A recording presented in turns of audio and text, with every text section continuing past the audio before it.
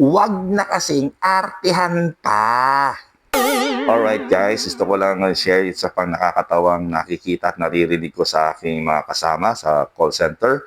Ito yung mga paslang-slang pa-American accent na hindi naman talaga tama o maganda pakinggan. Ano nangyayari tuloy, sinasabi ng customer masyadong strong ang kanyang accent and I cannot understand him or I cannot understand her. So, tigilan na natin yan. Kung nung araw, nung pisa ng BPO industry dito sa Pilipinas, yan ang kailangan o yan ang required. Sa panahon yan, hindi na. Ang kailangan na lang ay naintindihan ka ng customer at naintindihan mo yung customer. Oh, yes. Okay?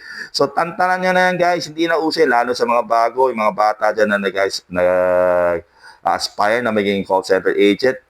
Huwag na kayo magpaslang, huwag na kayo mag-trying hard na maging native speaker kasi hindi naman tayo native speaker, okay? At hindi na rin required ang mga paslang-slang na yan. Huwag nyo gayahin yung mga pakyut dyan.